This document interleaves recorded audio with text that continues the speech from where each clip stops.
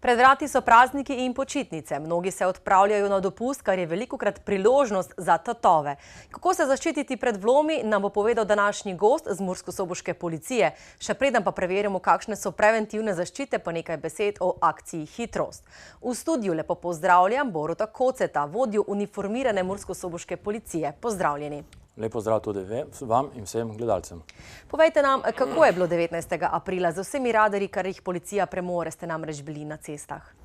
Ja, drži. 19. aprila, prejšnjo sredo, smo res napeli naše sile in na veliki večini cestnih komunikacij v Pomurju izvajali nadzor nad upoštevanjem hitrosti.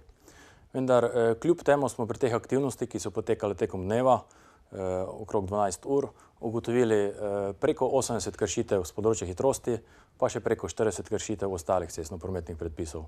Boste s temi akcijami še nadaljevali? Da, ta obdobni načrt z področja hitrosti, ki ga vi imenujete akcija, poteka vse do konca meseca, 30. aprila, in je zadeva evropsko usklajena tudi v ostalih članicah Evropske unije.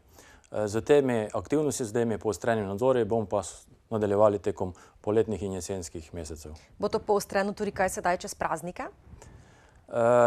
Za policijo čas vsakih praznikov in teh prvomajskih, novoletnih, božičnih, pa tudi ostalih, pomeni neko posebno časovno obdobje in temu ustrezno seveda se na policiji pripravimo glede na naše ocene tveganja, glede na naše domneve oziroma ocene tveganja.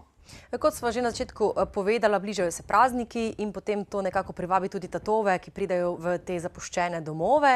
Se lahko kako zaščitimo, da recimo tatovov ne privabimo še bolj?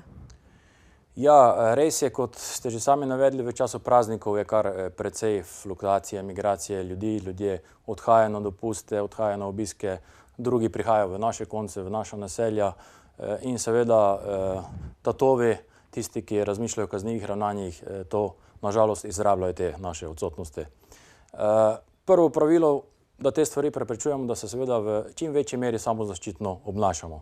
To pa pomeni, da če začnem, ne vem, z stanovanjskimi hišami, da so objekti zaklenjeni, zaprti od oken do vhodnih vrat, da imamo kakšne predmete vrednejše na recimo pospravljenih mestih ali mogoče na zavoranih, na skritih mestih, da niso neznancem, tujcem oziroma potencialnim storilcem preveč vidni in da teh stvari potem ne izrabljajo v krive namene. Mogoče za konec še kakšna akcija oziroma preventivni pregledi, kar boste kaj izvajali v prihodnjih dneh, mesecih?